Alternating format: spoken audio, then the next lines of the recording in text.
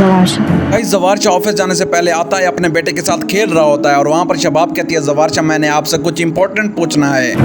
वो लड़की उस दिन वह बहुत ज्यादा चालाक होती है। ये जवारशा से निहाल के बारे में पूछ रही होती है कि आखिर उस दिन निहाल हमारे घर क्यों आई थी। यहाँ क्यों आई थी। हालांकि शबाब को सब कुछ पता होता है कि निहाल के साथ क्या हुआ और निहाल को जिंदा दफना दिया गया है, लेकिन वो उस दिन हंस भी रही होती है। लेकिन जवारशा के सामने अच्छा बनने के लिए वो निहाल का पूछ लेती है। हम सब पकड़ी जाएंगे। इसके बाद जवारशा के जो बहन भाई होते हैं वो दिल में डर रहे होते हैं, क्योंकि जवारशा को अब कुछ ना कुछ शक हो रहा होता है कि निहाल को इन लोगों ने गायब कर दिया।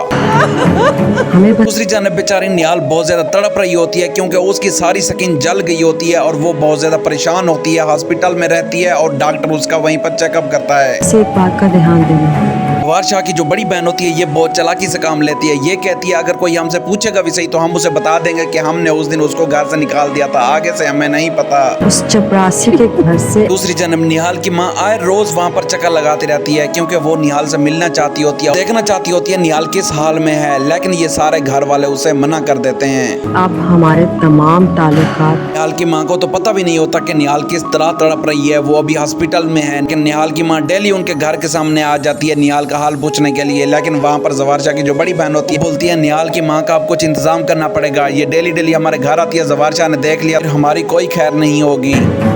जानती हो जब का जिस हॉस्पिटल में ट्रीटमेंट चल रहा होता है वहाँ पर जो डॉक्टर होता है वो इसे अपनी बेटी समझकर इसे ट्रीट करता है। फिर निहाल उसे अपना सारा हाल बता देती है कि उसके साथ क्या क्या जुल्म हुआ है। नहीं बीच रास्ते पे छोड़कर चले जाते हैं तो कैसा लगता है। डॉक्टर साहब निहाल को बोलते हैं कि मैं बेटा अब तुम्हें घर छोड़कर आऊंगा। निहाल बोलती है मेरा कोई भी नहीं है, क्योंकि मुझे सारे रास्ते में छोड़कर गया। ये जो मेरा अभी हाल हुआ पड़ा है ये मेरे घर वालों की वजह से हुआ है। उस लड़की ने शबाब के शोहर को। दूसरी जानब जवार और शबाब बहुत ज्यादा खुश होते हैं। हुनैन जब से उनकी जिंदगी में आया होता है उनकी जिंदगी को चार चांद लग जाते हैं। सालों बाद औलाद।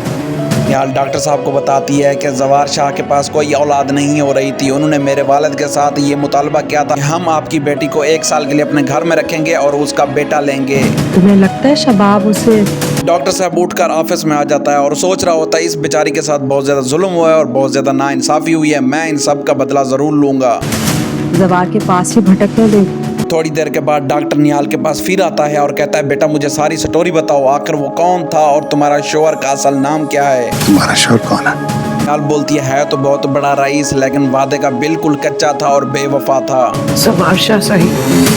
कल जैसे ही बताती है मेरे शोहर का नाम जवारशा था, तो अचानक से डॉक्टर की जो तबीयत होती है वो खराब हो जाती है। डॉक्टर साहब की जो बेटी मर गई थी वो भी जवारशा की तरफ से मरी थी।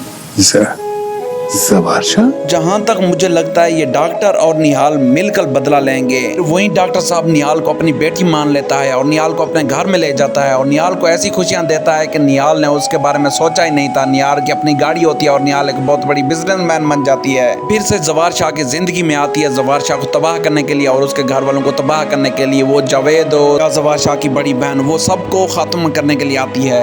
अगर आपको हमारी वीडियो अच्छी लगती है तो काइंडली लाइक एंड सब्सक्राइब जरूर किया करें।